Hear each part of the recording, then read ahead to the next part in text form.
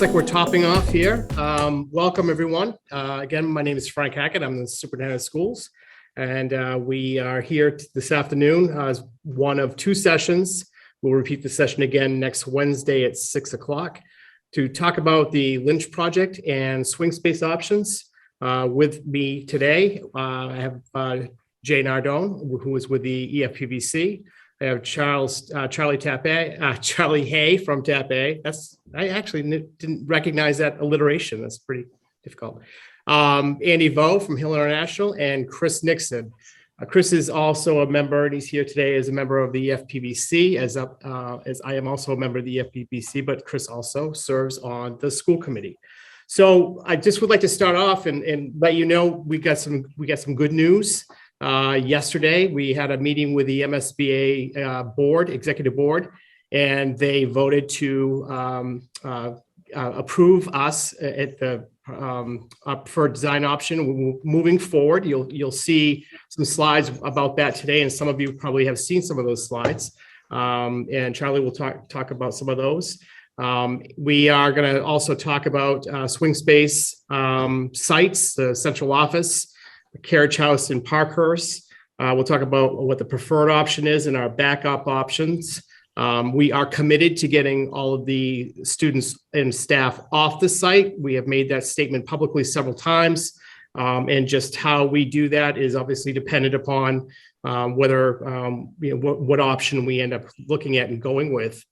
And then you'll hear a little bit about funding options and considerations. So I don't know if I have missed anything. I would just also say what we will do is if you have questions, we have the Q&A open. You can type them in anytime you want to. If there are some, I'll keep an eye on it. If there's some clarifying questions, we can even kind of address those as we go. But we will also try to leave a little bit of time at the end and just look through the questions and try to answer those the best we can. We are going to have a hard stop at 5 o'clock. So with that, I will introduce Mr. Nixon.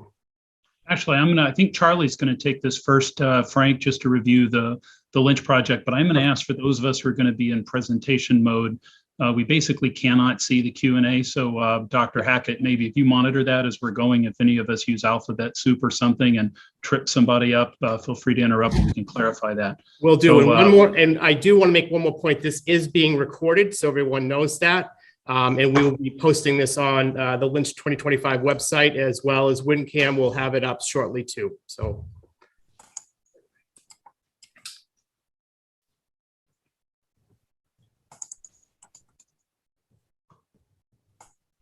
So Charlie, you should be able to share. Okay.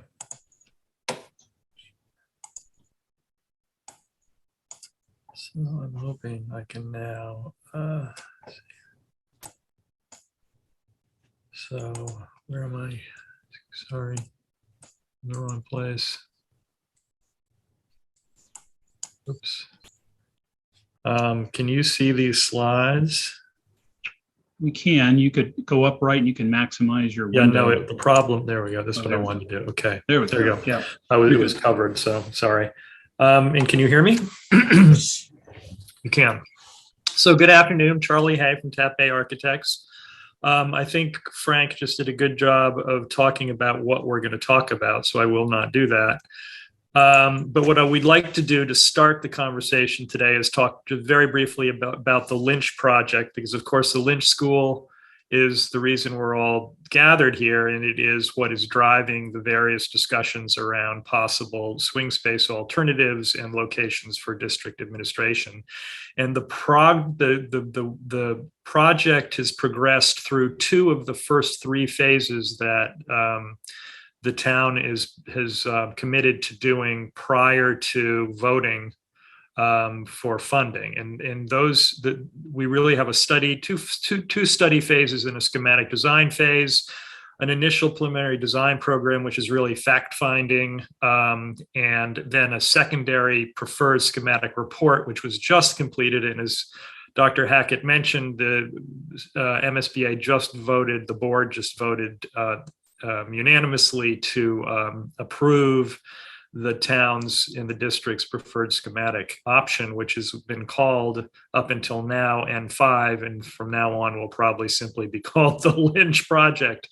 It is a proposed replacement project. We will now proceed based on this week's approval from the MSBA. We're going to proceed into the schematic design phase, which is a rather detailed phase of design, and it will result in a fairly detailed cost estimate at the end of the summer.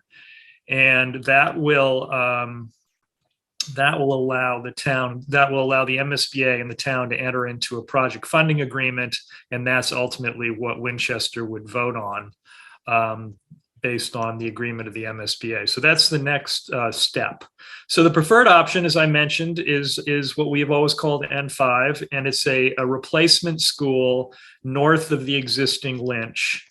And I'm not sure if you guys can see my cursor or not, but the white building in this drawing on the site is being located north of the existing Lynch and south of the existing soccer fields.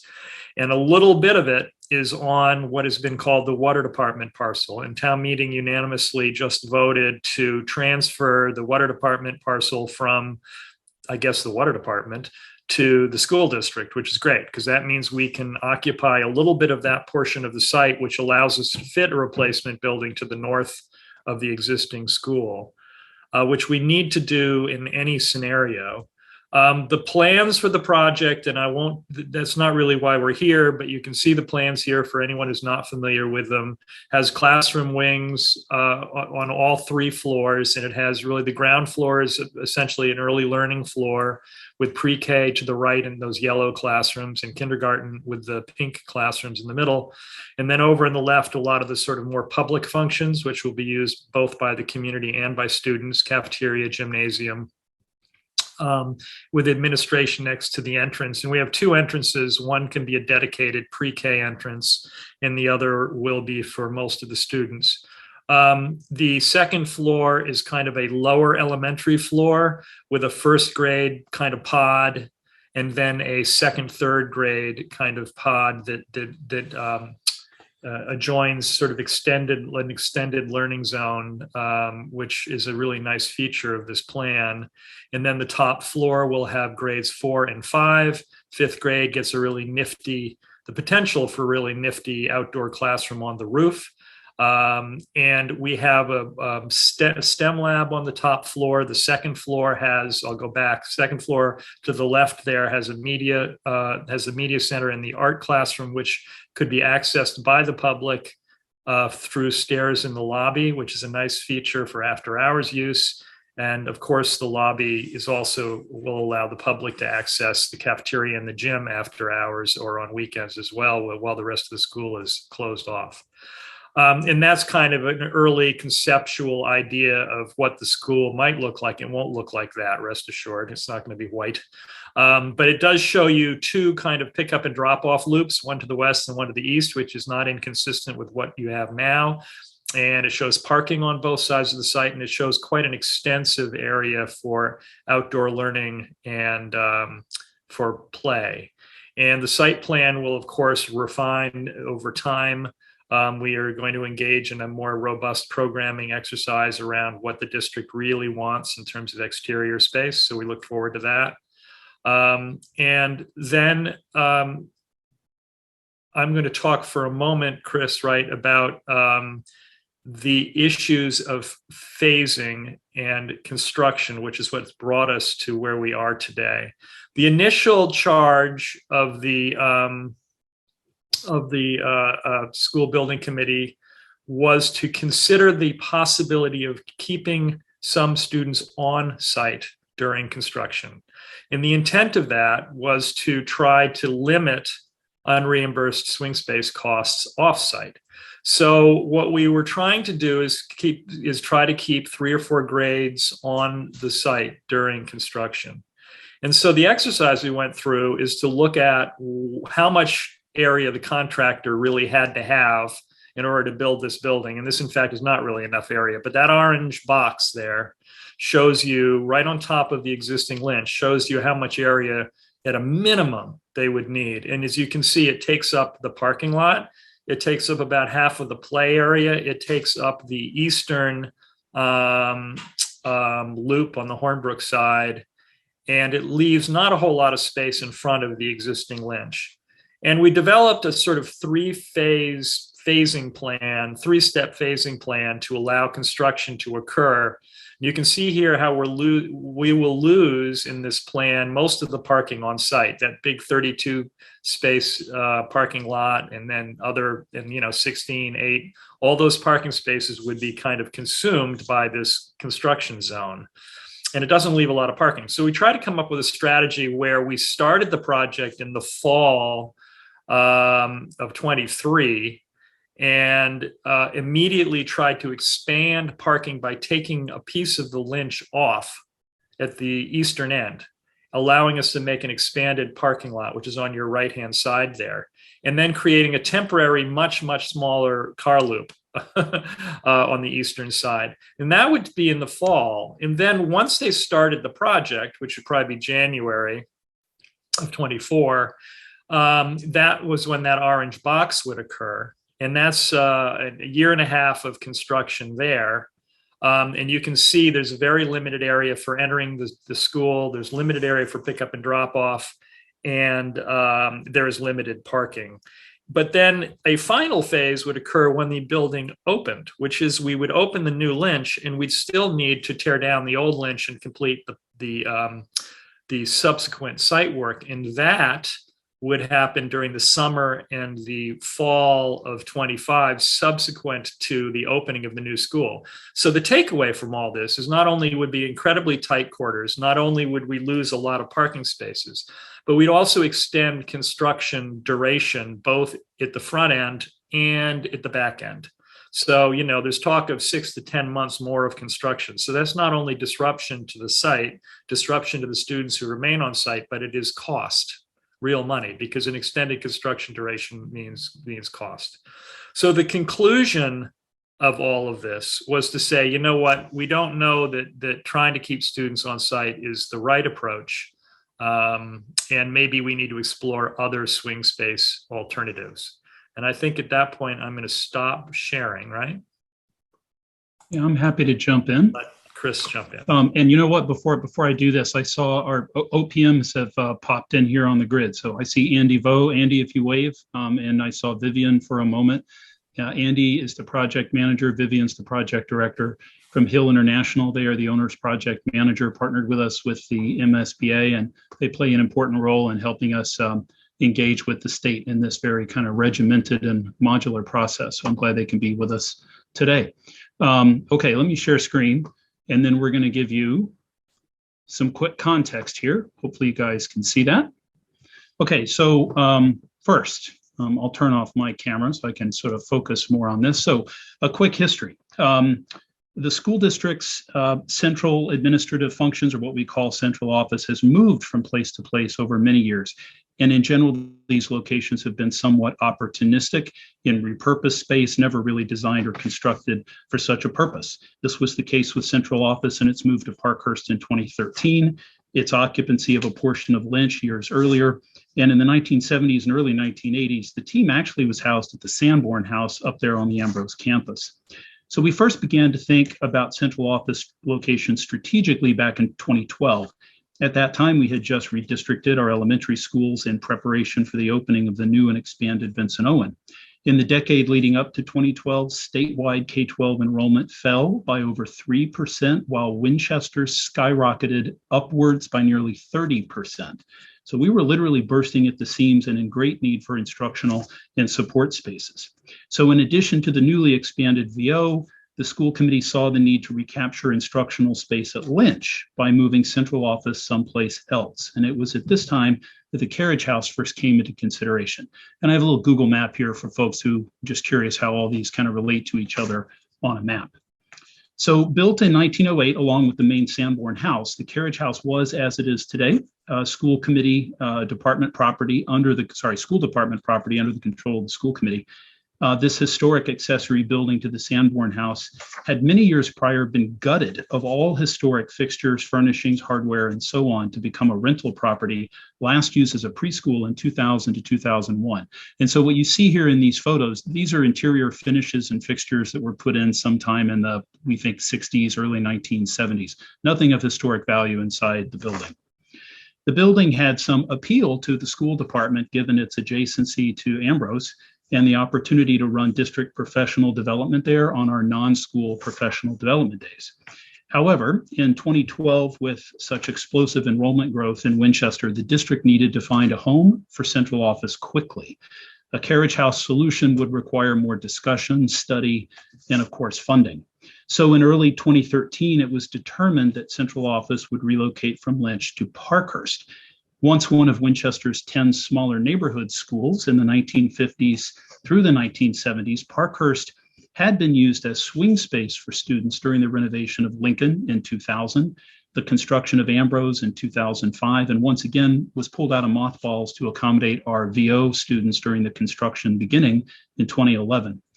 Now, with Parkhurst becoming vacant, with those students moving to the new VO in 2013, central office moved into this building that summer, but with some important acknowledgments and conditions made to the town.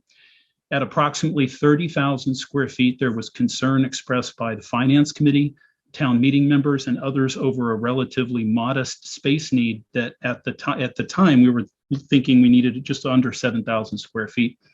That this would take over the entire upper floor of an elementary school, given the costs of utilities, ongoing maintenance, and significant long-term renewal and replacement costs. The school committee pledged to the town at the time that central office's move to Parkhurst would not be a long-term solution. We indicated at the time a need for the space for at least 3 years, and hopefully not more than 10. So in 2016, the district's facilities master plan carefully evaluated this central office question as to location, tying up large spaces not needed and potentially useful as revenue stream or to accommodate enrollment growth or swing space for future construction. Parkhurst was once again reaffirmed as a shorter term solution for our administrative team.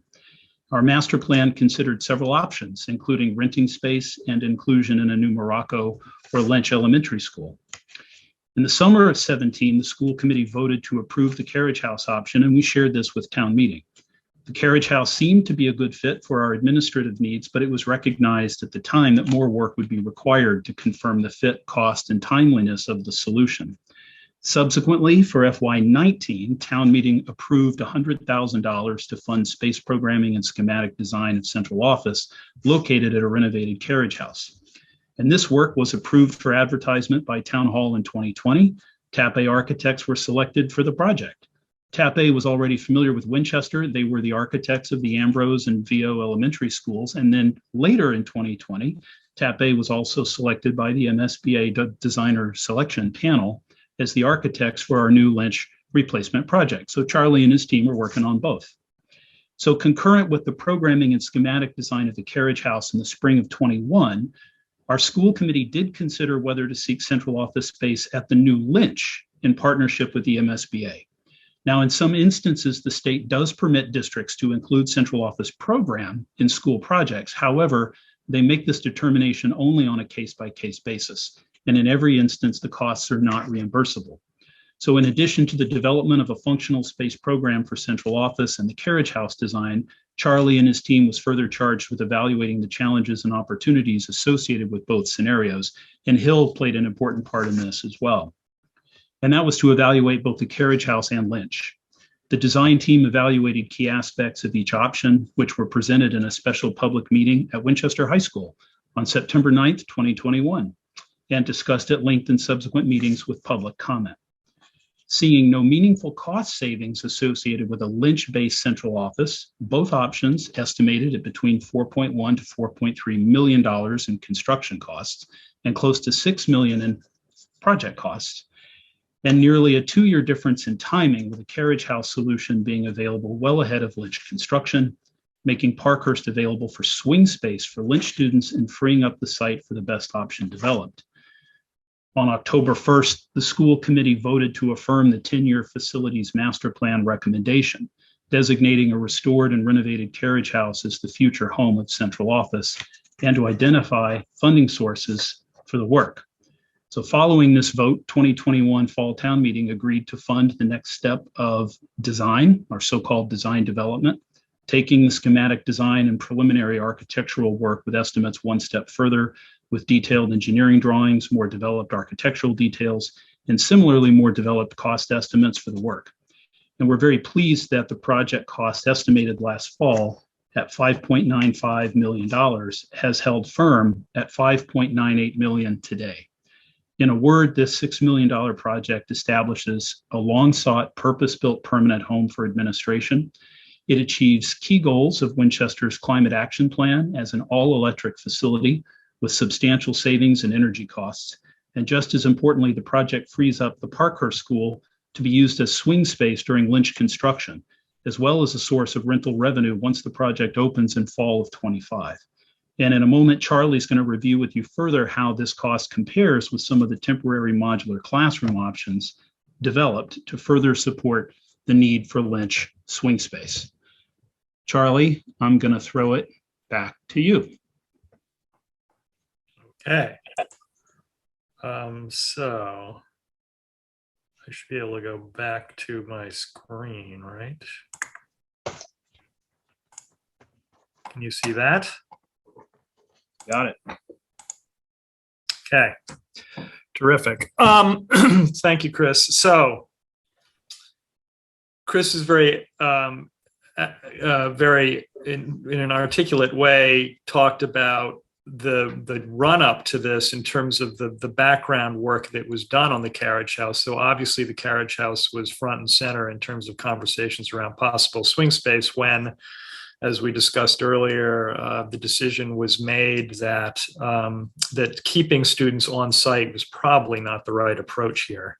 So the obvious swing space location to consider is the Parkhurst. It's the only real school now that is not in use by the district as a school, but it is, of course, as we all know, being used by district administration. So thoughts turn to the Carriage House and they turn to the Parkhurst site. So the two approaches to swing space, which are being discussed this spring at town meeting, both relate to the Parkhurst School and to the Carriage House. Article 26 is really related to the Carriage House specifically. It is the Carriage House project.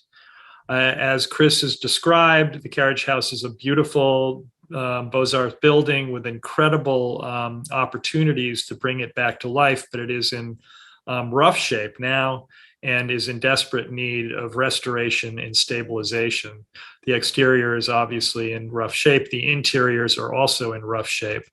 The proposal for the Carriage House includes the addition of a secondary parking lot a little bit down the slope from where the one is now. That would give over 20 parking spaces, which should adequately serve district administration. Those spaces then, so that this district administration building, if it were to come to pass, would not take any parking spaces away from the Ambrose School. We've also talked about the issue of traffic. Really, the district administration is not on the same schedule as the Ambrose, and there really shouldn't be any conflict with pickup and drop off at the Ambrose because their office hours are entirely different. This secondary parking lot serves a secondary function, which is that it can act as a weekend and after hours parking lot for the Sanborn House. So there are a lot of synergies here between the Sanborn House, the Ambrose School, and the possibility of the Carriage House being district offices. The plans, I won't go through in any detail, but we would fully kind of restore the exterior and then renovate the interior with new partitions, as well as a new kind of pavilion on the right-hand side that would serve for an elevator and a stair and fully accessible bathrooms. So this would be an entirely accessible project. And it would serve, we went through a fairly detailed programming workshop with the district. We have a pretty good handle on what they need. This building would serve the programmatic needs of the district. It includes some private offices, some open administrative areas, a nice kind of welcoming lobby. So if some member of the community does need to visit the district for any particular reason, there's a place they can be greeted. There's a place they can wait to speak to somebody. There's a conference room that could be used by the public. And it is, again, on 3 floors. And then the exterior would be fully restored with a new entrance in the archway that was originally the garage entrance. And as I mentioned, a nice kind of welcoming, bright first floor lobby that people could enter and be oriented, and it has a connecting stair that connects the 2 stairs. So it's an opportunity to really rethink this building as a collaborative space for district administration and as a public building as well. And I think what's important, so here's an example of another project that TAPE did, which was in Bridgewater, which was a conversion of what had been an abandoned school into new town offices. And this building had blue tarps on the roof. It had water pouring into it. It was falling apart. And Bridgewater said, we want to make this into our town offices. And so this is a classic example of adaptive reuse, which is the same thing as we are considering here for the Carriage House. And that's the end result. And Bridgewater is very proud of it. It acts as a wonderful town hall. It's an elegant building, and it's an asset in the community worth saving. These historic buildings, once they fall over, they don't come back. So it's an important kind of sense of the community. And you can take a building like this and change its purpose. So a carriage house can become district administration, just like a school became town offices. And in the case of Bridgewater, a very nice, pleasant interior environment for very productive work done by that town. So what we're trying to do is get from the left-hand picture to the right-hand picture. And that's the goal if we do the Carriage House. But it's really the opportunity to rehabilitate and restore a building that's worth rehabilitating and restoring, that the district has control of and has a very specific purpose that it could suit. So then we get to the Parkhurst, which is the second piece of the puzzle. This drawing on your screen shows you the possibility of adding 8 modular classrooms to the existing Parkhurst if district administration was relocated to the Carriage House like we just talked about. And that would accommodate a vast majority of the Lynch students for the length of construction. That scenario requires Article 26 and 27. 27 really is applicable to both, because 27 is just the design monies for preliminary modular procurement design. Obviously, 26 covers the cost of the Carriage House project. So this is the first scenario, and this is the preferred option by the school building committee and by the school committee, because it does 2 things. It solves 2 problems, and it limits, again, the amount of money that is being spent on a temporary solution, and maximizes the amount of money that's being spent on a permanent solution, which is the Carriage House, which permanently restores the Carriage House and permanently gives a location for central administration. So that's really the preferred option. Can I just interject real quick before you go to your next slide? Can you just take a moment to walk the audience through kind of what's required to make that happen, those temporary spaces in terms of site work, utilities, and maybe point out that upper parking lot that you've got on the field, and then kind of what we have to do to go back and undo that when the project is over? So can you see my cursor? I don't know if you can. Yeah. Okay. Yeah. So the eight classrooms are over on the right. Obviously, they sit on top of the existing parking. So we would have to reduce the scale of the existing parking lot. We could retain a loop there, but we'd be reducing the scale. So we're quite sure we need supplemental parking. So the idea was to create a supplemental parking lot in the outfield of the existing softball field, which is a bit up the hill. And then we would have to create some kind of an accessible walkway to get back down so that somebody who was up there could get back down to the level of the modular classrooms. And the modular classrooms would be fully heated and cooled. They'd be connected to the existing Parkhurst. And it would be one unified kind of structure. But as Chris said, all of this then gets removed at the end. So when we talk about modular classrooms, we're talking about having them fabricated, brought to the site, installed, then the district leases them. And then at the end, they are removed and taken away. And these temporary measures as well would be taken away. So really the sort of site modifications in the modulars are a temporary measure for the purposes of swing space. The second scenario says, okay, if you don't do the Carriage House project, what happens? And this was a scenario which suggested the possibility of keeping district administration at the Parkhurst School and then adding enough modular classrooms to accommodate most of the Lynch.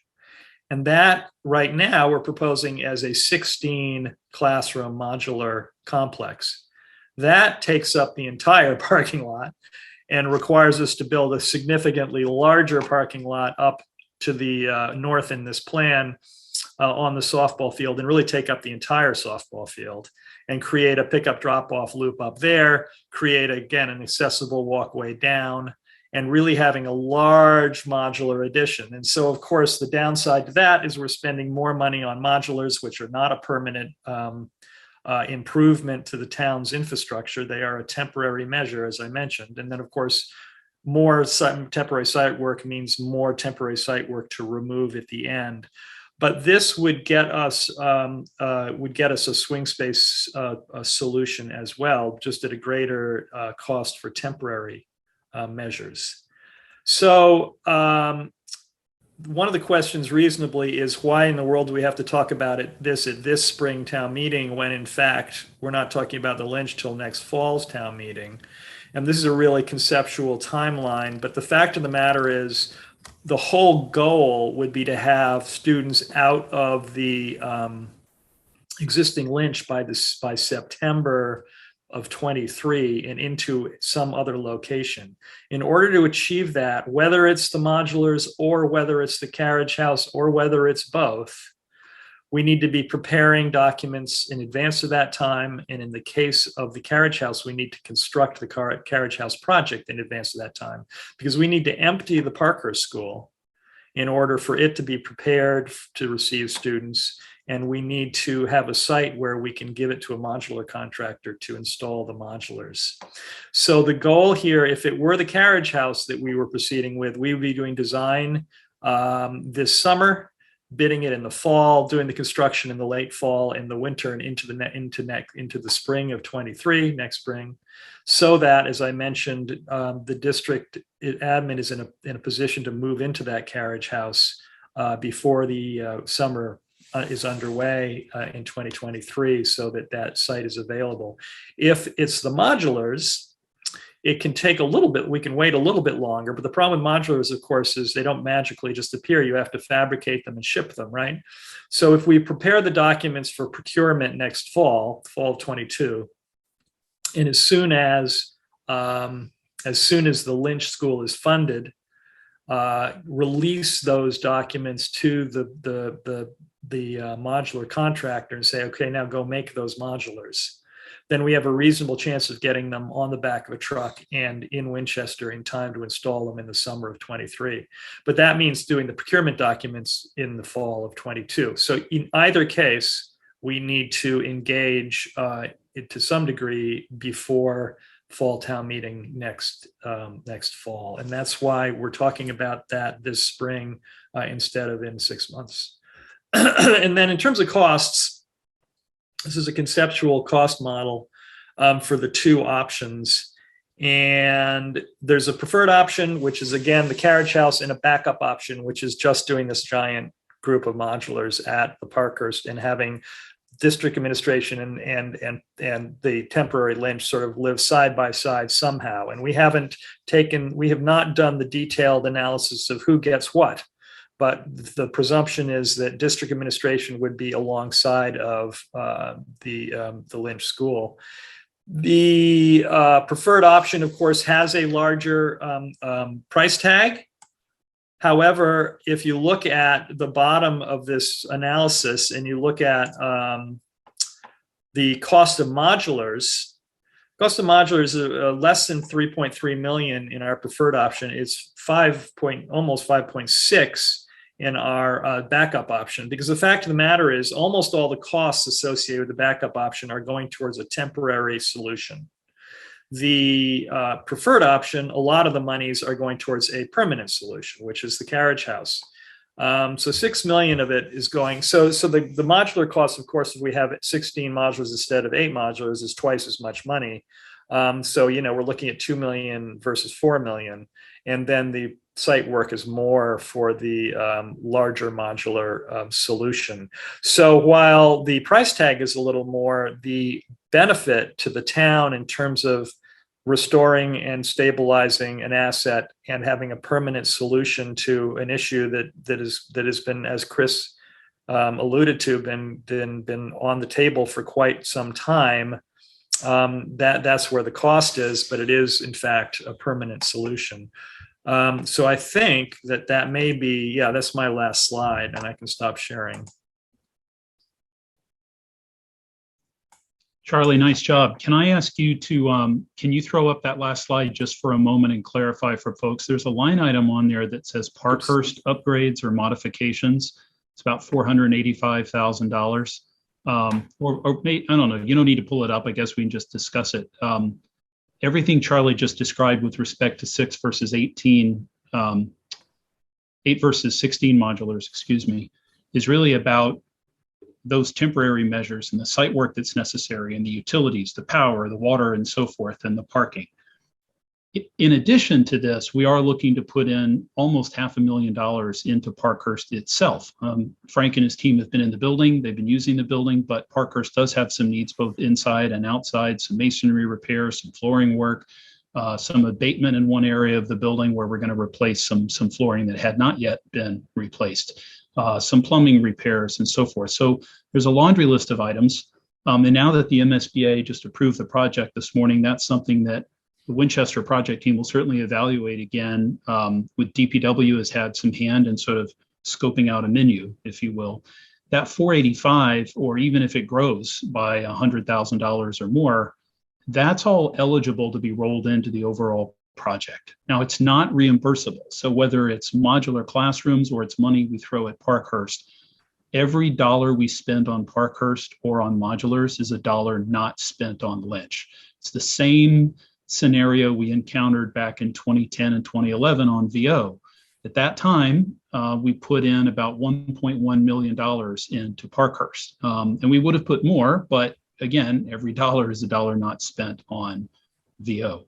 I think, Frank, the other item on the agenda today was just say a few words about thoughts and considerations about how to pay for all this. So sort of taking them in reverse order, modular classrooms on site, as we've said, are an eligible project expense. So they get rolled into the larger debt exclusion override. It's not reimbursed, but it would basically get permanently bonded at 20 or 25 years. That would also apply to the 8 modulars that Charlie shared that would support a vacated Parkhurst school. But the Carriage House is not eligible as a project expense. And so for that, we have to go it alone. So the conversation has really been around how can we leverage the value in a vacated Parkhurst. The 2017 master plan says that the future use of Parkhurst is either a swing space or rental. And Dr. Hackett has made clear to the school committee and the EFPBC that once the students move out in the basically the spring of 25 to start their summer, there is no district use for Parkhurst. So the preference would be to rent the building and generate revenue. The school committee certainly could opt to sell Parkhurst, but we have discussed that. And the school committee's preference, in fact, is to hang on to the building. Parkhurst is an appreciating asset, and we'd like to see that revenue generation. Jay Nardone, for his part, who's with us today, has been very clear with the school committee that if for any reason we should find difficulty renting Parkhurst, we would have no choice but to contemplate selling the building. And for that to happen, it would require a vote of the school committee to surplus it to the town, and it would ultimately be a vote of town meeting. So then in terms of revenue, how do we unlock potential in Parkhurst? There are kind of two different issues that are going on here. And Dr. Hackett, I think, is working to pull together some information for town meeting on this. The SEAM Collaborative, which is a collaborative that Winchester participates in, is in some discussion about looking to expand and find some additional space for expanded services in the next few years. And at one of their recent board meetings, they shared that a consultant they're working with has advised the collaborative that market rates are between $20 and $30 a foot. Parkhurst is a 30,000 square foot building, so one can do the math. But they're a public entity.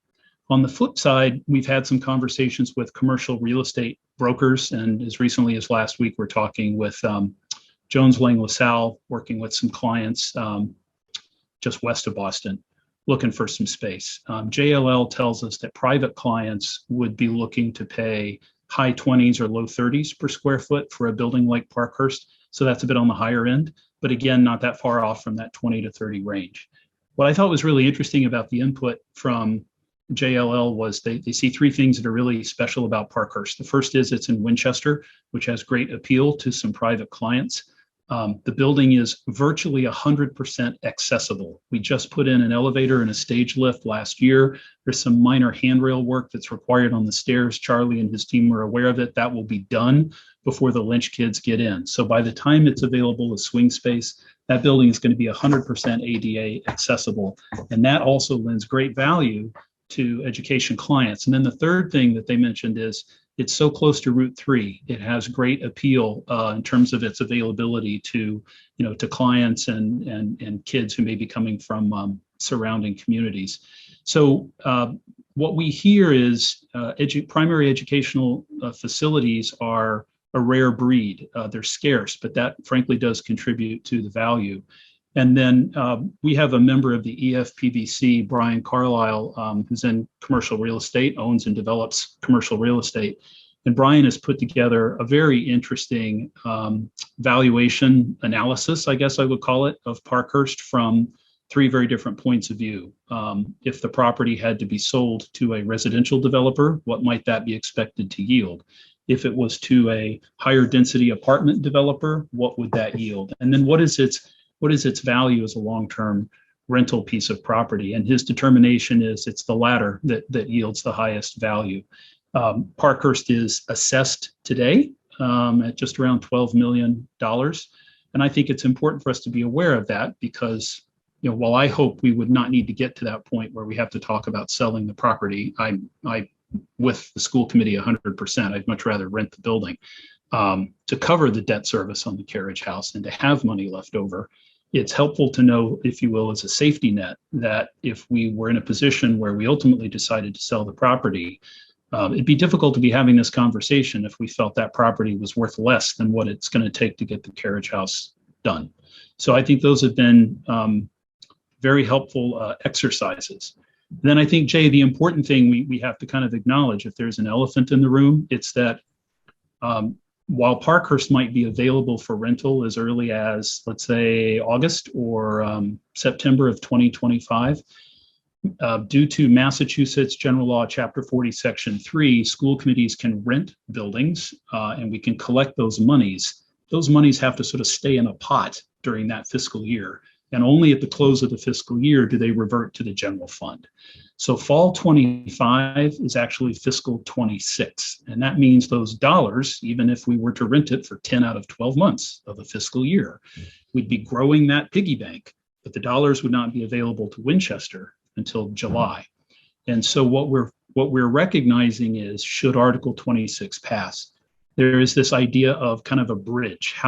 What needs to be done from now until that July 1st to cover that cost? And that, frankly, seems to be primarily the operating budget, with the understanding that once we rent Parkhurst, beyond covering the debt service, monies that go above and beyond simply go to the general fund to be used for whatever that might be. That could be to do more work at Parkhurst. It could be to go towards OPEB liability, any number of things. And I'm sure FinCom would have some ideas about that. So that's all kind of a mouthful. I know that's something town meeting's very interested in. How do we pay for it? Particularly with kind of the future 2 and 3 fiscal years looking very tight. But this is a proposal that says there's great value in Parkhurst, and we'd like to unlock that.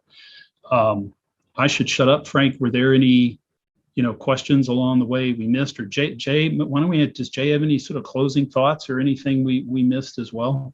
No, I think you did a great job. As usual, we've been relaying the same slides over and over, but I do want to emphasize I've been on the FPBC since Ambrose, and we did prepare for this project back at the end of Ambrose. We put the infrastructure in under the parking lot, so it's nothing new. It's been in the works for years, always kicked down the road, you might say, and now's the time to do it with the Lynch coming online. So that's it.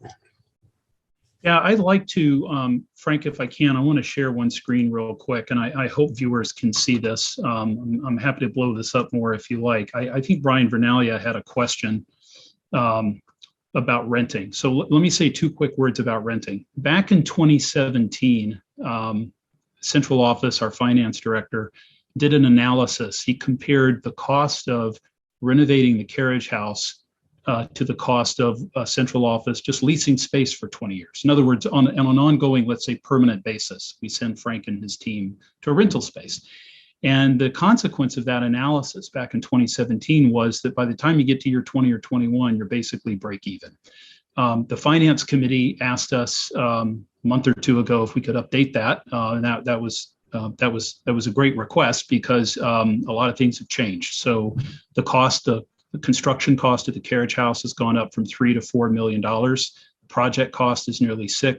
And of course, interest rates are climbing. But what I can share with you all is when we actually model the cost of permanently bonding, in this instance, 4%, 20 years, $6 million, and we play that out, you can see that 20-year cost is at almost 8.5. But beyond year 20, you're not making any more principal and interest payments because you've paid off the project. Now, by comparison, over there on the right, if we're renting space, we're at about 6.3, 6.4. And then I think it's year 24, end of 24, nearly 25, they virtually are a wash. This is assuming that we're renting at $33 a foot. You see that's highlighted there in blue. But we've also modeled this at $34 a foot. And then you can see that it just becomes a wash a little bit earlier. These dollar figures are pretty interesting. We've gotten some very strong input from a number of commercial brokers, whether it's CBRE, Cushman Wakefield, or JLL, and they're all telling us that $33 to $34 a foot is a good number for budgeting. We would love to find something a little cheaper. Of course, it would be unusual if we found exactly the size suite that we need. We might have to deal with something a little smaller, which might be something we have to live with, but would save us some money. On the other hand, we might find that the only thing that's available is bigger than what we need, and that's going to add cost. I think I saw a question from Brian Bernalio as we were going through, Frank, just wondering about what about renting space, sort of temporarily, right, for like 26 months or something for Central Office. We did evaluate this. We talked to the select board about this back in October, and we went out and again with our finance department at Central Office, evaluated what do we have in Winchester. Nothing suits the needs of Central Office in Winchester, either because it's not big enough or it's not ADA accessible. But that doesn't mean we didn't look for other options. There are options in adjoining communities like Burlington, Woburn, Medford that are not a great drive from Winchester that might actually work. That are kind of similar in size to what we need. They are accessible properties, but they are much closer to that, $30 to $34 per square foot number. And based on move costs, tenant fit up, FF&E, IT, digital records management, offsite, et cetera, administration pulled together a number. It could cost as much as $650,000, close to $700,000 for 2 years. We would hope it would be substantially less than that. But as a budget number, that's kind of where we landed. So, if you annualize that, you're looking at, $325,000 a year. ironically, that's kind of in the same order of magnitude of what the debt service would be on the Carriage House. And I think figures that large certainly call into question, how would we pay for that? Renting space is not a one-time capital expense. It's an ongoing operating expense. So if central office were to be renting space long-term, I think, Dr. Hackett and the school committee would want to have some frank conversations with the finance committee and management about how would that be reckoned with. We don't carry rental expense in the school committee's operating budget because those resources, go to kids. Then I'll stop. I wonder if Vivian or Andy have anything we missed in terms of procedure, operations, or anything. I know the thing Charlie said to us the other day, what he's most hoping for is that following the close of Springtown meeting, we definitely need a direction because there are some planning, phasing, logistics, and design questions that remain. So we definitely need to know if we're going with the Carriage House and half a clump of modulars, or if we're just going to go with a larger modular village and some increased project costs. So I'm looking forward to that. Frank, do you have any closing thoughts? Sorry, I've been doing the best I can to go through the Q&A. We will work on the questions that have not been answered yet. And then I don't know, Chris, can we put those as part of the Q&A or the FAQs on Lynch 2025, or how would you envision? Yeah, we could probably do that if you can copy and paste those or something. I've been putting them into a Google Docs, so we should be good. No, I think everyone did a great job in the detail. Hopefully this has been helpful for everybody. And again, we'll be doing this same session again, although there might be some new information depending on town meeting, likely not maybe tonight, but Monday. So the next session is on Wednesday at 6 p.m. And you do have that meeting information link in the message that went out, but we will resend it so you can have it at the top of your inbox. So appreciate everybody's time, and thank you for coming.